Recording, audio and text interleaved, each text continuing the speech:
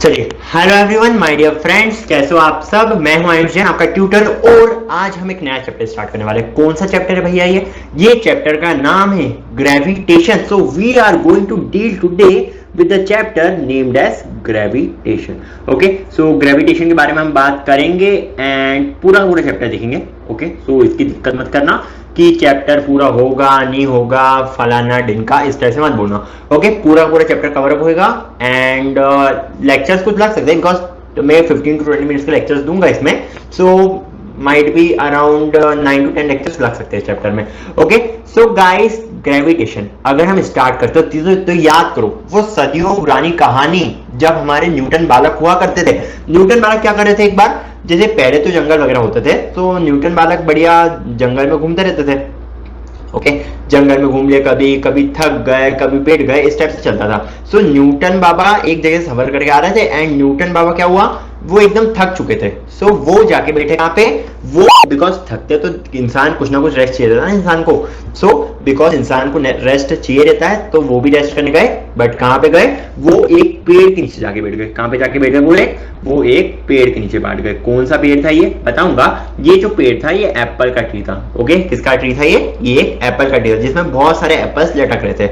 Newton बाबा जो थे वो यहाँ पे जाके अच्छे से लेट गए, अच्छे से पैर फैला के अपने, है ना। सो इस टाइप से बालक न्यूटन के कुछ लेट गए। अब इसके बाद क्या हुआ, ध्यान से सुनना, इसके बाद क्या हुआ। इसके बाद थोड़ी देर वो रुके, ठीक है, थोड़ी देर मतलब वो ऐसे लेटे हुए थे अच्छे से, अपने खर्राटे ले रहे थे बढ़िया। ये इस टाइप से लेटे हुए थे बालक न्यूटन। एक आध घंटे के बाद क्या हुआ, ये जो एप्पल दिख रहा है, जो पेड़ के ऊपर टंगा हुआ है, ये न्यूटन के सर के ऊपर आके गिर गया। ओ भाई, अब क्या करेगा न्यूटन। न्यूटन ने पहले तो ऐसे खुजलाया। ओके, मतलब अब लग जाती तो ऐसे खुजालता है ना इंसान।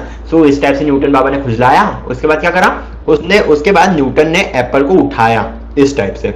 न्यूटन ने जब एप्पल को उठाया ना, एप्पल उससे उनसे नजर गड़ा रहा था, और न्यूटन बाबा उससे नजर गड़ा रहा था एप्पल से, एंड एप्पल न्यूटन बाबा से नजर गड़ा था। न्यूटन बाबा ने एप्पल से पूछा पूछ सकते क्या, चलो मान लो पूछा उसने कि तुम गिरे क्यों मेरे ऊपर। एप्पल ने बोला ये तो मुझे भी नहीं पता कि मैं ट्री से कैसे गिर गया। फिर न्यूटन बाबा ने सोचा, अच्छा एप्पल गिरता है। चलो, इतनी बातचीत हुई न्यूटन बाबा और एप्पल के बीच में। फिर ये जो एप्पल गिरा था ना, देखो यार, मैं तो सीधी बात करता हूं, अगर मैं ऐसे लेट करता और एप्पल मेरे ऊपर गिरता ना, मैं एप्पल को खा जाता। हटाओ, अलग भाड़ में गई दुनिया, मैं एप्पल को खा जाता। मैं ऐसे एप्पल से बात नहीं करने बैठता कि तुम मेरे ऊपर क्यों गिरे फलाने दिन का, मैं तो खा जाता चुपचाप। बट न्यूटन बाबा ने खाया नहीं। न्यूटन बाबा ने इसके ऊपर रिसर्च करी। उसके बाद उनने क्या सोचा कि यार देखो, हम अगर कोई भी चीज ऊपर फेंकते हैं वो वापस नीचे आ जाती है, पर बर्ड्स के बारे में बात करें, बर्ड्स तो उड़ती रहती है, बर्ड्स नीचे क्यों नहीं आती है। उसने फिर इसका भी कंफ्यूजन निकाल दिया कि बर्ड्स के पास क्या होते हैं, बर्ड्स के पास विंग्स होते हैं, तो वो नीचे से प्रेशर ऊपर लेकर आती है एंड वो प्रेशर उसको हवा में उड़ने में मदद करता है, ये उसने देखा।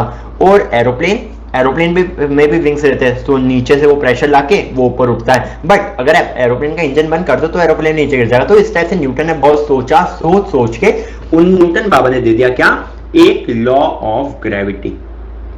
ओके, न्यूटन बाबा ने क्या दे दिया, न्यूटन बाबा ने लॉ ऑफ ग्रेविटी दिया। ओके, न्यूटन बाबा give the law of gravity. Law of gravity हमसे क्या बोलता है, लॉ ऑफ ग्रेविटी हमसे ये बोलता है कि अगर हमारे पास दो ऑब्जेक्ट्स है, ठीक है, मान लो ऑब्जेक्ट 1 एंड ऑब्जेक्ट 2, ये दोनों के दोनों ऑब्जेक्ट्स अट्रैक्ट करते हैं एक दूसरे ऑब्जेक्ट को। बट यार मेरे हाथ तो अट्रैक्ट करते हुए दिख नहीं रही है, बताता हूं, ये भी अभी रहस्यमय कहानी है। ये दो ऑब्जेक्ट्स, हर ऑब्जेक्ट एक दूसरे ऑब्जेक्ट्स को अट्रैक्ट करता है, ठीक है, दो ऑब्जेक्ट एक दूसरे को अट्रैक्ट करते थे। जैसे कि मतलब ये भी एक फोर्स लगा रहा है एंड ये भी एक फोर्स लगा रहा है अट्रैक्शन का, ताकि अट्रैक्ट हो पाए। लॉ ऑफ ग्रेविटी हमसे क्या बोलता है, लॉ ऑफ ग्रेविटी हमसे ये बोलता है कि two bodies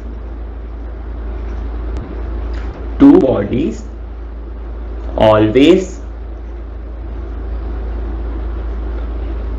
try to attract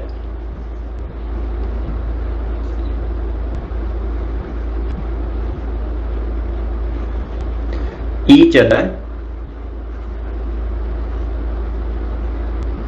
with certain force। Okay, with certain force. तो लॉ ऑफ ग्रेविटी हमसे यही बोलता है कि दो बॉडीज जो होती है हमारे पास, वो एक दूसरे को अट्रैक्ट करने की कोशिश करती है, कुछ फोर्स है। Okay, with certain. अब ये फोर्स जो लिखा है ये फोर्स होता कहां से, इसके बारे में भी न्यूटन ने बहुत खोजबीन करी। क्या खोजबीन करी न्यूटन बाबा ने? न्यूटन बाबा ने ये खोजबीन करी कि हमारा जो फोर्स होता है, ठीक है, हमारा फोर्स है जिसको मैं एफ जी लिख रहा हूं बिकॉज ये ग्रेविटेशनल फोर्स है। सो अगर हम फोर्स को लिख रहे हैं, अगर हम फोर्स को एफ जी लिखते हैं, सो इसमें क्या है, F G will be basically equals to, just 1 second, yes, F G will be basically equals to कितना, ये डायरेक्टली प्रोपोर्शनल होता है m1 और m2 के, ओके, ये डायरेक्टली प्रोपोर्शनल, इसको डायरेक्टली प्रोपोर्शनल कर देना। So force is directly proportional to mass of body 1 and mass of body 2, ठीक है, product of mass of body 1 and mass of body 2। So body 1 क्या हो गई हमारे पास, बॉडी 1 मान लो ये वाली बॉडी है, एंड बॉडी 2 आप मान सकते हो ये वाली बॉडी है। और सो इसके बाद क्या है हमारे पास, इसके पास है m1, इसके पास है मास m2। साथ ही साथ इन दोनों बॉडीज के जो सेंटर का डिस्टेंस है, ओके, इन दोनों बॉडीज के जो सेंटर का डिस्टेंस है, ठीक है, ध्यान से सुनो, सेंटर का डिस्टेंस, सेंटर का डिस्टेंस मतलब क्या, यहां से लेकर यहां तक का डिस्टेंस, इन दोनों बॉडीज के सेंटर का डिस्टेंस, ये क्या है, ये है r। सो हम क्या लिख सकते हैं, हम सिर्फ लिख सकते हैं that m1 is the mass of body 1, okay, mass of body 1 लिख सकते हो आप इसको ऐसा, एंड m2 सिमिलरली m2 को आप क्या लिख सकते हो, m2 is basically the mass of body 2, okay, so mass of body 2, इस टाइप से हमने लिख दिया। चलो ये भी हमें समझ में आ गया है। अब आगे, सो आगे क्या है, देखो हमने क्या देखा, r क्या है हमारे पास, distance between the centres. So r is basically the distance between the centres, आप इस टाइप से लिख सकते हो। पर ये r का क्या नाम है अभी मैंने बताया नहीं है, तो डिस्टेंस बिटवीन सेंटर्स। सो अगर हम बात करते हैं r के बारे में, ठीक है, ये जो r है इसके बारे में अगर हम बात करें, तो ये जो फोर्स होता है, जो फोर्स ऑफ ग्रेविटेशन होता है हमारे पास, it is basically inversely proportional to r square, ठीक है, ये फोर्स क्या होता है, ये इनवर्सली प्रोपोर्शनल होता है आर स्क्वायर के, ओके, मतलब हम क्या लिख सकते हैं, F is directly proportional to the product of masses and F is inversely proportional to the distance between the centres का स्क्वायर, ओके, इस टाइप आप लिख सकते हो। अगर इन दोनों इक्वेशन को कंबाइन कर लो क्या मिलेगा आपको, देखो ध्यान से, अगर हम इन दोनों इक्वेशन को कंबाइन अप करेंगे तो ये क्या आ जाएगा हमारे पास, f is directly proportional to m1 m2 divided by r square, आ जाएगा कि नहीं आएगा, हाँ, सो ये वैल्यू आ जाएगी हमारे पास। एंड अगर हमें ये प्रोपोर्शनैलिटी का साइन हटाना है, ओके, अगर हमें ये प्रोपोर्शनैलिटी का साइन हटाना है, कैसे हटा सकते हैं हम, ये सिंपल सा तरीका है, एक कांस्टेंट को इंट्रोड्यूस करके। कौन सा वाला कांस्टेंट, बिल्कुल एक कांस्टेंट इंट्रोड्यूस होगा जिसको हम बोलते हैं कैपिटल जी, ये स्मॉल जी नहीं है, ये कैपिटल जी है। सो कैपिटल जी क्या होता है बताता हूं अभी मैं। So it will become gm1 m2 by r square. ये जो कैपिटल जी है ना हमारे पास, ये जो कैपिटल जी है ना, इसको हम बोलते हैं यूनिवर्सल ग्रेविटेशनल कांस्टेंट। क्या बोलेंगे इसको हम बेसिकली बोल सकते हैं यूनिवर्सल ग्रेविटेशनल कांस्टेंट। तो मैं यहाँ पे नोट डाउन कर देता हूँ that it is basically universal gravitation, 1 second, universal gravitation constant बोल इसको हम। यूनिवर्सल मतलब क्या, पूरे ब्रह्मांड में, पूरे ब्रह्मांड के लिए ये एक इकलौता फैक्टर है जो कांस्टेंट रहता है। ओके, सो इसका भले आप चांद पे चले जाओ, भले आप मर्क्यूरी पे चले जाओ, भले आप जुपिटर पे चले जाओ, कहीं पे भी चले जाओ, ये वैल्यू कांस्टेंट रहने वाली है। ठीक है, पूरे ब्रह्मांड के लिए ये वैल्यू कांस्टेंट होती है। अब ये कैपिटल जी की एक्चुअली वैल्यू क्या होती है, सो मैं यहाँ पे लिख रहा हूँ कैपिटल जी की वैल्यू। जी की जो वैल्यू होती है ना, वो क्या आ जाएगी हमारे पास 6.67। ओके, क्या हो जाएगी ये हो जाएगी 6.67 इंटू 10⁻⁻11। सो ये क्या आती है हमारे पास कैपिटल जी की वैल्यू। साथ ही साथ अगर हम बात करते हैं यूनिट के बारे में, अगर हम किसके बारे में बात करें, अगर हम बात करें यूनिट के बारे में, सो देखो ध्यान से, जी क्या हो जाएगा हमारे पास, देखो ध्यान से, ये फोर्स की वैल्यू रखो एंड ये जी की वैल्यू रखो। सो अगर आप इन वैल्यूज को रखते हो तो आपको पता चलेगा जी इज बेसिकली इक्वल टू ये वाली इक्वेशन से। ओके, ये जो मैं क्वेश्चन नंबर 1 नाम देता हूँ। ओके, इक्वेशन 1 से आप क्या निकाल सकते हो, जी इज बेसिकली इक्वल टू क्या, एफ इंटू आर स्क्वायर। ठीक है, F r square by m1 m2 ऐसे निकाल सकते हो ना। So it is basically equal to f r square by m1 m2। F क्या होता है हमारे पास, f is calculated in newton. Okay, so it will be calculated in newton and r square मतलब क्या, newton metre square divided by m1 m2। m1 m2 are the masses, तो इसको हम क्या लिख सकते हैं, इसको हम लिख सकते हैं kg का स्क्वायर। मतलब कि आपके पास क्या आ चुका है, आपके पास g की यूनिट भी आ चुकी है एंड g की वैल्यू भी आप कैलकुलेट कर सकते हो। बेसिकली g एक कांस्टेंट है तो इसकी वैल्यू हम पहले से रखते हैं। ओके, बस इसका हमें जो यूनिट देखनी थी उसके लिए मैंने कैलकुलेशन करा। So capital G is basically equal to कितना, it is basically equal to 6.67 into 10⁻⁻11 newton metre square per KG square. इस वैल्यू को आप नोट डाउन कर देना, बहुत ही काम की वैल्यू है। ओके, अब देखो इसके ऊपर इफेक्ट्स। अभी तो हमने दो बॉडी के मासेस के बारे में बात करी। Okay, so body of mass 1 and body of mass 2।